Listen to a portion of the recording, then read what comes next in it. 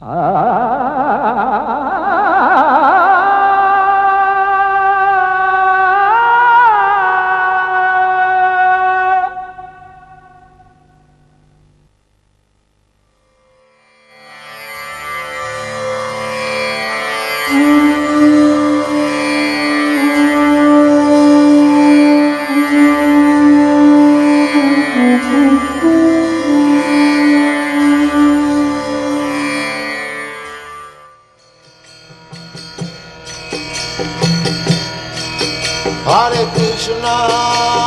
Krishna, Krishna Krishna, Hare Hare, Hare Rama, Rama Rama, Hare Hare. Hare Krishna, Krishna Krishna, Hare Hare, Hare Rama, Rama Rama, Hare Hare. Hare Krishna, Krishna Krishna, Hare Hare, Hare Rama, Rama Rama, Hare Hare. Hare Krishna, Krishna Krishna, Hare Hare, Hare Rama, Rama Rama, Hare Hare. Hare Krishna, Krishna Krishna, Hare Hare, Hare Rama, Rama Rama, Hare Hare. Hare Krishna, Krishna Krishna, Hare Hare, Hare Rama, Rama Rama, Hare Hare.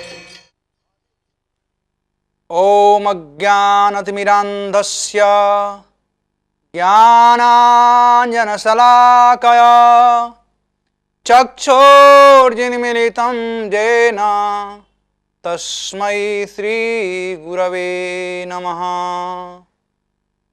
नमः विष्णुपादाय कृष्णप्रेष्ठाय भूतले श्रीमते भक्तिवेदान्त स्वामिनिति नामिने। नमस्ते सरस्वती देवे गौरवाणी प्रचारिणे निर्विशेष शून्यवादी पाश्चात्य देशतारिणे। जय श्री कृष्ण चैतन्य प्रभो नित्यानंद, श्री अद्वैत गदाधर श्रीवासदि गौर भक्तवृंद।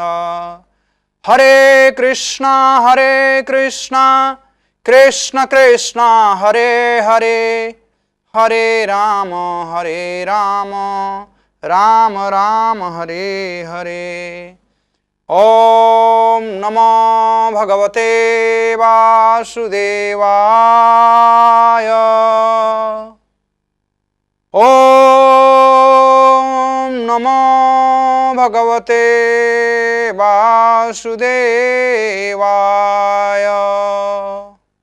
ओम नमो भगवते वासुदेवाय। हरे कृष्णा। तो आज हम लोग भगवत गीता के प्रथम अध्याय के श्लोक संख्या 12 से श्लोक संख्या 20 के ऊपर विचार करेंगे।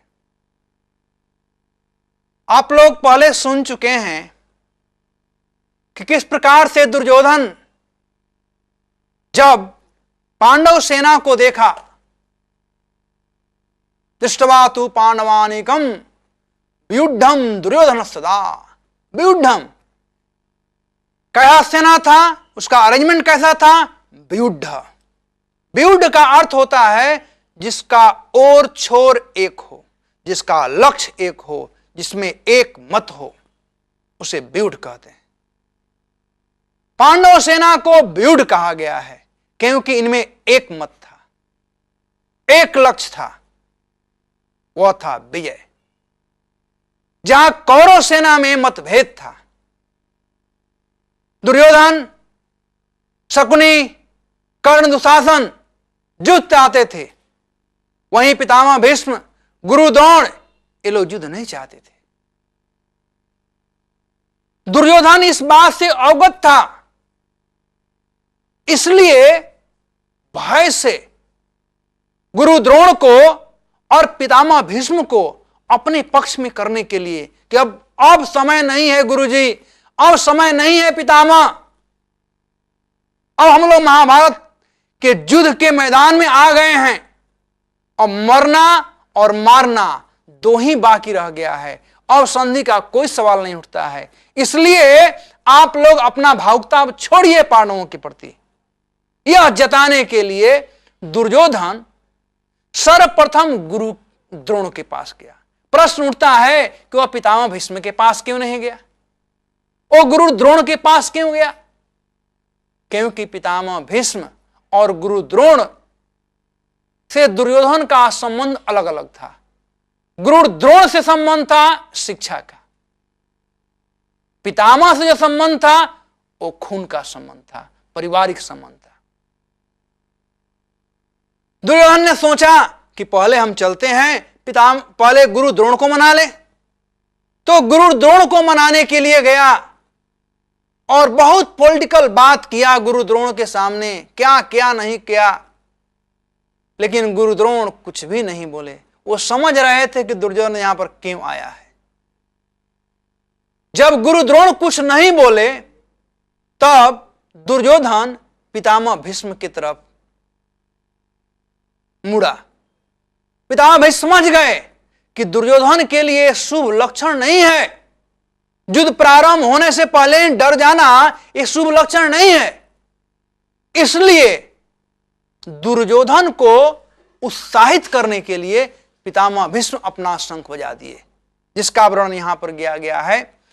तस्य संजयन हर्ष कुरु वृद्ध पितामह सिंहनादम विनोदश्च शंख दम्यो प्रतापवान। तस्य संजयन हर्ष, तस्य मतलब उसका, दुर्योधन का, संजयन हर्ष उसके उत्साह को बढ़ाने के लिए कुरु वृद्ध पितामह, पितामह भीष्म को यहां बताया गया कुरु वृद्ध, कुरुओं में वयोवृद्ध पितामह भीष्म ने क्या किया? सिंहनाद विनोदश्च, अपने शंख को उठाए और बलवान शंख को उठा करके और दुर्योधन को प्रसन्न करने के लिए शंख बजाए। लेकिन देखिए, ये शंख बजाना और कुछ नहीं है। हालांकि यहां तो वर्णन किया गया है कि दुर्योधन को खुश करने के लिए संजयन हर्ष, हर्ष को बढ़ाने के लिए पितामह शंख बजाए। लेकिन पितामह कौरव सेना के सेनापति थे, तो व्हिसिल किसने मार दिया लड़ाई के लिए? लड़ाई शुरू कौन करा दिए? पितामह भीष्म, क्योंकि वे सेना के सेनापति थे। हालांकि उन्होंने शंख बजाया दुर्योधन का मनोबल बढ़ाने के लिए, लेकिन हो गया उल्टा। क्योंकि वे सेना के सेनापति थे तो सेनापति बिगुल बजा दिए, युद्ध प्रारंभ हो जाए। तो देखिए, युद्ध की इच्छा भी कौरवों में थी, न कि पांडवों में। युद्ध प्रारंभ का घोषणा भी किया गया तो कौरवों की तरफ से, न कि पांडवों की तरफ से। युद्ध की घोषणा पितामह भीष्म यहां पर कर दिए। जब पितामह भीष्म शंख बजाए तो कहते हैं तथा शंकाश्च भैर्यश्च प्रणवानक गो मुखा सहसैवा भयंत शब्द तुमल अहवत। सब के सब एक साथ में बजना शुरू हो गया। क्या क्या बजा? ततः, तत्पश्चात, जो ही बजाए उसके बाद शंख, शंख बजा। वीर्य, बड़े बड़े ढोल नगाड़े, बड़ा बड़ा ढोल नगाड़ा होता है जो राजा महाराजा के घर के बाहर रखा जाता है, ढाई ढाई ढाई ढाई पीटते हैं। प्रणवा आनक, ढोल और मृदंग। उसके बाद गोमुखा, श्रृंग। उसके बाद तुमुल, ये सब अनायास ही एक साथ बच चुके, यानी युद्ध का अब प्रारंभ हो चुका, युद्ध का बिगुल बच चुका। धृतराष्ट्र ने पूछा था, माम का पांडवाश्चैव, मेरे बेटों ने क्या किया और पांडवों के पुत्रों ने क्या किया। संजय धृतराष्ट्र के प्रश्न का उत्तर देते हुए श्लोक संख्या 2 से श्लोक संख्या 12, इन श्लोकों में माम का, मेरे पुत्रों ने क्या किया, वो बतला दिए कि हे महाराज, सुन लिया, आपके बेटों ने यह किया, आपके बेटे के चलते लड़ाई का बिगुल बच चुका। फिर वो भी जानना चाहिए पांडवों ने क्या किया। अब संजय बतला रहे हैं पांडवों ने क्या किया। श्लोक संख्या 14 में कहते हैं, ततः श्वेतेर हयेर्युक्त महति अस्यंदन स्थितौ माधवा पांडवाश्चैव दिव्यो शंख प्रदम्धतु। दूसरी ओर से श्वेत घोड़ों द्वारा खींचे जाने वाले विशाल रथ पर आसीन कृष्ण तथा अर्जुन ने अपने अपने दिव्य शंख बजाए। माम का पांडवा, पांडवों ने क्या किया, अब देखिए। दूसरी ततः, पहले नहीं किए। श्लोक संख्या 13 में ततः आया हुआ है और 14 में ततः आया हुआ है। तथा का मतलब उसके बाद। श्लोक संख्या 12 में पितामह भीष्म ने शंख बजाया, उसके बाद सब नगाड़े बजना शुरू किए। उसके बाद में श्वेते हैर्युक्तै, बड़े सुंदर सुंदर 4 श्वेत घोड़ों से युक्त। ये जो घोड़े थे अर्जुन को प्राप्त हुए थे चित्ररथ गंधर्व के द्वारा।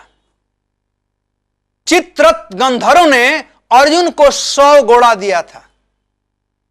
ये 100 घोड़ों में ऐसा खूबी था कि वो कहीं जा सकते थे, आकाश में, पाताल में, कभी थकते नहीं थे। 100 में कितने भी मारे जाएं फिर भी वह 100 के 100 बचे रहते थे। उन 100 घोड़ों में से 4 घोड़े अर्जुन के रथ में लगे हुए थे।